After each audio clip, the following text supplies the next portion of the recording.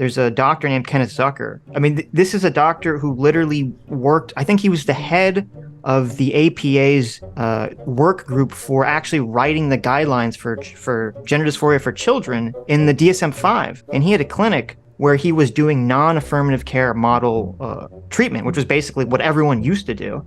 And it got shut down essentially by trans activists who were saying that he was doing conversion therapy. And doctors and families should be the ones making the decisions, not, banned from certain treatments by the state in a blanket fashion. I mean, I do feel... And not trans activists, though, because like this case, we're talking about the authoritarianism of the left. If the trans activists... And the right. Well, yes, but in this specific case, I think it's the left. I doubt it's right-wing authoritarians that are shutting down Ken Zucker's clinic.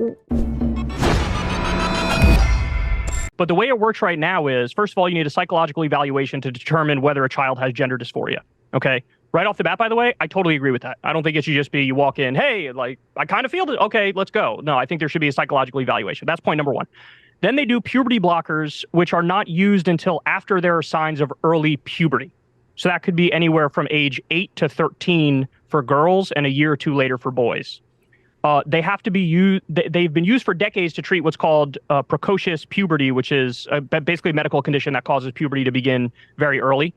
The effects of that are reversible, other than bone density might be an issue. They may cause a decrease in bone density, but then that reverses when the drugs are stopped.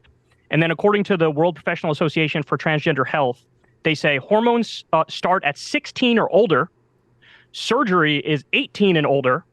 And breast removal surgery could be 17 or older. So when I looked at the way the guidelines actually worked right now in the country, I was like, wow, this is actually very nuanced and reasonable.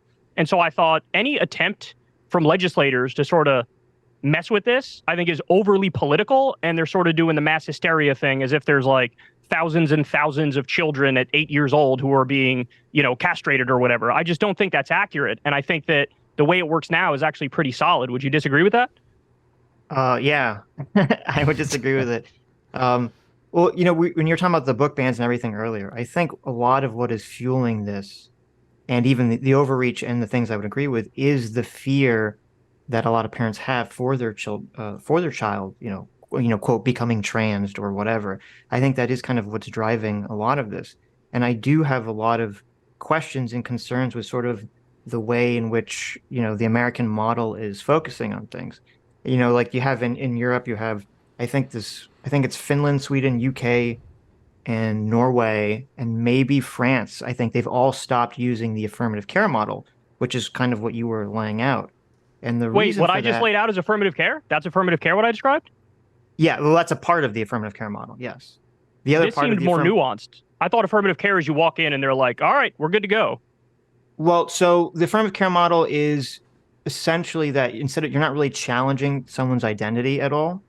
You're just sort of saying, oh, well, let's see, we'll let you kind of dictate the terms of kind of what your identity is, essentially. And it goes down the model pathway that you're talking about, where you give someone puberty blockers and then you give them cross-sex hormones and all these other things. And there's a couple problems with that model. The biggest one to me, which hasn't really been addressed I don't think it's ever been addressed through the science, is that before they started giving kids puberty blockers, in the 2000s and earlier, when they looked at children that were going to clinicians and were diagnosed with gender dysphoria, there was something like a massive realm of 60 to 90% of kids would desist once they went through puberty. So that means that 60 to 90% of kids, before they gave kids puberty blockers, would be identified as having gender dysphoria. And then when they went through puberty, those feelings of gender dysphoria would go away. But then once they start giving kids puberty blockers and cross-sex hormones, that number drops to somewhere in the realm of 10 to 20%. And so to me, that's very troubling, because you're like, well, wait a minute. We don't want to have a situation where giving the kids puberty blockers, having them socially transition, is preventing a natural desistance for children who have gender dysphoria or believe they have gender dysphoria. And this question hasn't really been answered in American medicine. And not only that, but even in I think in Canada there's a doctor named Kenneth Zucker who, this is a doctor who literally worked, I think he was the head of the APA's work group for actually writing the guidelines for gender dysphoria for children in the DSM-5. And he had a clinic where he was doing non-affirmative care model treatment, which was basically what everyone used to do. And it got shut down essentially by trans activists who were saying that he was doing conversion therapy. And he got fired from doing that. And he actually even was able to sue the school that fired him for defamation and won because he wasn't doing, quote, conversion therapy. So let me get Crystal in here. I just wanted to point out the first thing that I came across when I tried to figure out, hey, how is this done in the U.S. right now? The very first thing, and I could send you the PBS article if you want that goes into detail about all this stuff, is they say you need a psychological evaluation to determine whether the child has gender dysphoria. Yeah. Which sounds to me like they'll say, hey, if you don't have it, no, we're not going to give you the treatment, which is something I agree with. So I don't know if what you're saying is I don't support the affirmative care model and this isn't the affirmative care model, but whatever you want to call what I just described, that's the thing that I think makes sense. And that's the thing that I would agree with. Go ahead, Chris. But to me, this all misses what to me is the bigger question is who should be deciding these things. Because I don't think anyone here will disagree that the science is, science is oftentimes complicated, contradictory, nuanced, varies case by case, depending on the person. And so do you want doctors and families to be making these decisions? Or do you want like Sarah Huckabee Sanders to be making these decisions based on the politics of the moment and what she thinks that, her Republican base is going to want to see? Or trans activists. Because obviously you had Ken Zucker, who is a clinician in a treatment facility who should be making the decisions. I think we would all agree. A scientist who is literally shut down by trans activists. I agree with that. And he was able to go to, I don't know anything about this case, by the way, but you said he was able to go to court and win. So it seems like, well, he's able to win defamation. He's still, he's still not being able to do scientific research is what we need. Yeah, well, so I don't know anything about this case either, but as you're describing it, I agree that it's sort of egregious. It sounds like we're all coming to, ironically, the enlightened centrist position here, where we're saying, hey, do a real analysis, determine if there's actually gender dysphoria, and then proceed from there. Yeah, well, doctors and families should be the ones making the decisions, not, banned from certain treatments by the state in a blanket fashion. I mean, I do feel... And not trans activists, though, because like this case, we're talking about the authoritarianism of the left. If the trans activists... And the right. Well, yes, but in this specific case, I think it's the left. I doubt it's right-wing authoritarians that are shutting down Ken Zucker's clinic. Right, but you're talking about one clinic? We're talking about bans that happen across an entire state. I'm talking about the 5 states that are banning, transitioning even for adults. That's what I'm talking about. And actually, I think it's more than that now. I want to address the affirmative care thing because that's really important. Go ahead. So I agree that obviously a person should have to go to a psychiatrist or something of that nature to get diagnosed with gender dysphoria. The problem is if the only acceptable way in America for clinicians or for psychiatrists to diagnose children is through the affirmative care model, which I believe is fundamentally flawed from the beginning, then it doesn't matter if they're getting the therapist saying that they have gender dysphoria because they're following a flawed model that is experimental, that hasn't been tested. Yeah. I agree with you. I'm just skeptical that it works like that in all cases already. That's the only point I'm making. Is it like legislation that's the solution? What do you see as being the solution to that? Like how do you letting the psychiatrists do their job, it sounds like to me, right? Is that your point, Sitch? Just like let the psychologists do their job without any pressure from either trans activists or Republican legislature? Is that the idea? Like theoretically, obviously, like the best case scenario would be, and this has never been done, which is wild to me. Like when we had COVID, which was a virus, you could see a virus under a microscope. It was very clear. Like we knew that it existed, unless you believed conspiracies about 5G towers or whatever. You could see the virus under the microscope, and even with that, when they were testing the vaccine, they'd have 2 groups of people. They give one group the vaccine. They don't give one group anything, or they give them a placebo. Right? That's how you test like all these treatments. That's how you test medicine. We've never done this with the affirmative care model, despite the fact that these wild differences in desistance exist. They've never done this with the affirmative care model, despite the fact that the number of kids, identifying as having gender dysphoria has exploded. And to me, that seems so irresponsible that we're just basically doing this treatment that's never been tested in some kind of, placebo group, control group study. And we're just accepting that this is supposed to be the case. So I agree with you, like theoretically, I would hope that the medicine and that the doctors could do this on their own. But the problem is if they're not doing it on their own, what do we do? Do we just kind of sit there and try to pressure them socially? Or do you need the government to kind of say, whoa, we need to do something about this? So But what what's law your would answer, so then John? what law would you put on the books? Only 16 and up can get this treatment. Only 18 and up. Like what law would you propose?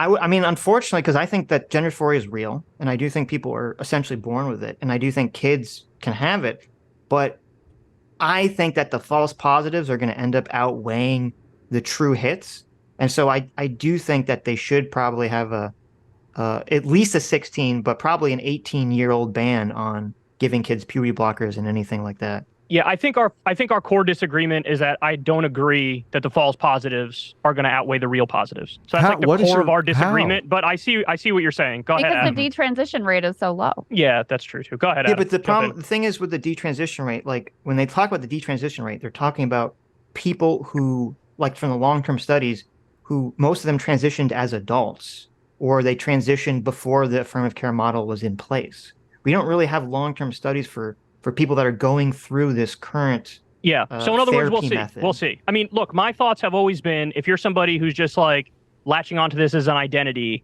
and it's just like a phase you're going through, that's not the kind of person who's going to end up chopping off their dick and balls. But like, right? Like yeah, that's I mean, the way I generally look at it. You say that, but I do, yes. Very strongly I say that. I know, very but strongly.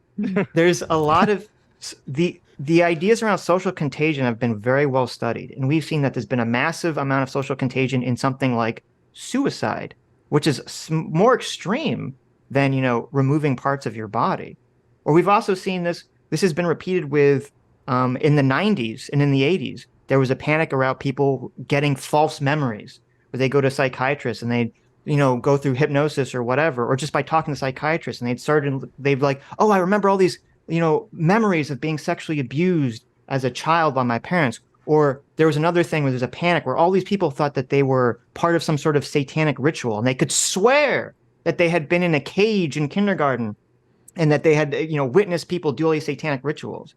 So and then even before that, there was this whole panic where like the numbers of people identifying as having multiple personalities exploded because a couple movies came out that were like really focusing on multiple personalities. So and then it's also just we know with like the placebo effect. So just the idea, like, yes, there's going to be a lot of people that can definitely go down this pathway, especially.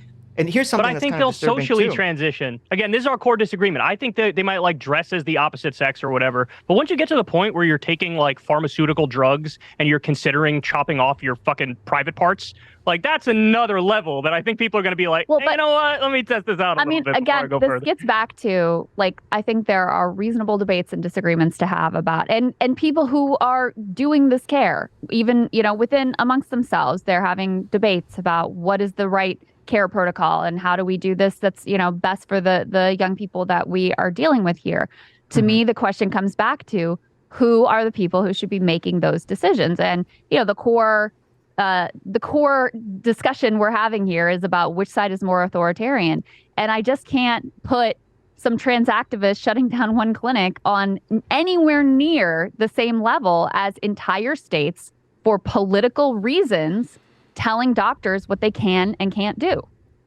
So go ahead, Sitch. Well, okay. So another thing that's kind of troubling is that before the affirmative care model came out and before kind of like the craze, the trans craze, if you want to call it that, like recently has sort of started, the number ratio between girls and boys having gender dysphoria, it was like 4-to-1 boys. So there's 4 times as many boys as girls identifying as trans and having gender dysphoria. And now the number is 1-to-1. And there's been no explanation for that increase in girls, except that it's been well documented and well known in science and psychology that girls are far more affected by social contagion and social pressures. And so we kind of get into this realm, and also for girls, and you're talking about like, why would someone cut off parts of their genitalia or whatever? It's actually not that confusing, especially for girls who are kind of exploding the numbers. When you're a young girl, you start going through puberty, you feel weird, right? You have all these chemicals in your brain. You're like, oh, I feel depressed, I feel weird, I feel anxious. I never had these feelings before. Maybe men are staring at me. Maybe men are looking at me sexually. This makes me feel uncomfortable. You take puberty blockers. Oh, maybe those feelings go away. You start taking testosterone, which is a natural mood booster. Oh, you suddenly feel great. It's very easy to see how someone could accidentally go down this pathway. I don't think it's as much of a stretch or as confusing Yeah. as you would I think mean, it would be. I understand all your arguments, like I fully take them in. I think that's just a core disagreement that we have. I think mostly all the noise around this is kind of a moral panic more than a social contagion. And I think that what's happening with those numbers, as you just described, my perspective on it, and I know you disagree with this, is that I just think people are feeling more comfortable to finally come out of the closet and they are actually trans, in a similar trend that we saw back when we stopped being so repressive towards gay people. So I mean, that's just Why like is it not an equal proportion? Why is it that girls have this massive increase but boys don't? Well, I don't know. I don't have an answer for that. But, again, I just think the core of our disagreement is I think this is mostly a moral panic. And I agree with you that there's going to be some people who jump onto a fad. Again, I just don't think they're going to be the ones to jump to surgery. Adam, I know you've been trying to jump in. Well, Go no, ahead, I want to make it clear here. I think the detransition rates that Crystal cites are from like the 60s, when only adults were transitioning and a much smaller number of people were transitioning, right? So a lot of people trot out those numbers thinking that it makes a difference today when we have a bunch of children transitioning, who obviously we know children go through all kinds of fads growing up. So it's a completely different situation. I don't think that that's good evidence. I mean, but it is evidence. And I guess we'll find The evidence we have. But hold on. In a review of 27 studies involving almost 8,000 teens and adults who had transgender surgeries in Europe, the US, and Canada, 1% on average expressed any regret. For some, that regret was temporary, but a small number did go on to have. I mean, you could say, like, we need a better, I would AP imagine News. I would imagine we can say we dug into those studies. That's fine. Yeah, no, that's what we're saying. But you can't invent the results in your head of what you think is going to happen, and that's going to be better than what actually exists. But it all comes back again to this core point. This is a radical treatment, making it without really any confirmatory evidence for the current situation that we're in is basically flying in the dark. Look, if you're right, we will see that there will come a point where the detransition rate overtakes the number of people who continue with the treatment. But again, we'll be able to find out in 10, 20 years who's right. I mean, I think that's basically the best thing we can come to right now. I think it's fine I agree. to say, I think it's fine to say we have some questions and we're concerned. If we, our kids, we wouldn't do it. Whatever. That's fine. That's for you to decide. But again, it's for you to decide and families to decide and doctors to decide and do your own research and come up with your own theories of the case, versus the state to enforce on doctors what they're allowed to do, even in some instances when it comes to adults. Yeah. And that's, to me, where the authoritarianism, it's fine to read these studies and have questions about, well, why have these ratios changed? And I don't know that I buy these detransition rates. And I think this program care isn't the right one, et cetera. That's all fine. But I don't want the state to tell me, no.